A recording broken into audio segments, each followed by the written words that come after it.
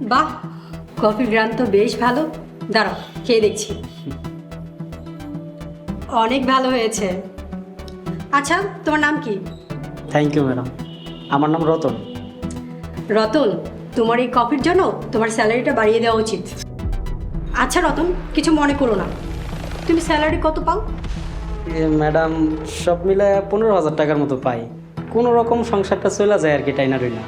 তোমার কোনো ভাই বা নিকট আত্মীয় দেশের বাইরে থাকে? না না ম্যাডাম, আমার কোনো নিকট আত্মীয় বিদেশ থাকে না। কি রে, তুই আবির সাহেবের পেন্ডার দিয়ে কাকে দিয়েছিস? এই তুই কি করছো? তুমি ওকে মারছো কেন? ম্যাডাম, আমি কোনো পেনড্রাইভ চুরি করি নাই ম্যাডাম। আরে ও তো বলছে ও চুরি করে নাই, তারপরে মারছো কেন ওরে? তুমি চুপ করো। তুই কি বলবি নাকি তোকে থানায় নিয়ে বাটি চালান দিব? বুঝেছি, তুই বলবি না। তোকে থানায় নিয়ে বাটি চালান না দিলে তুই বলবি না, বুঝেছি? ম্যাডাম ম্যাডাম আমার থানায় দিয়ে না ম্যাডাম, আমি সব কইতাছি। সাইদ স্যার আছে না, সাইদ স্যার আমার বলছে আবির স্যারের রুমের থেকে পেনড্রাইভটা চুরি করতে। আমি সাইদ স্যারের কথায় স্যারের রুমের থেকে পেনড্রাইভ চুরি করছি ম্যাডাম। সাইদকে? সাইদ সাহেব, একটু এদিকে আসুন তো। স্যার আমাকে ডেকেছেন? সাইদ সাহেব, আপনার কথাতে নাকি গত মাসে রতন আমার পেনড্রাইভ চুরি করেছে।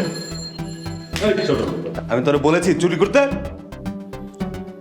স্যার স্যার বিশ্বাস করেন স্যার, সাইদ স্যার আমার বলছে আপনার রুম থেকে পেনড্রাইভটা চুরি করতে স্যার। আর এই যে ঘড়িটা দেখছেন স্যার, এই ঘড়িটা আমাকে সাইদ স্যারই গিফট করছে স্যার।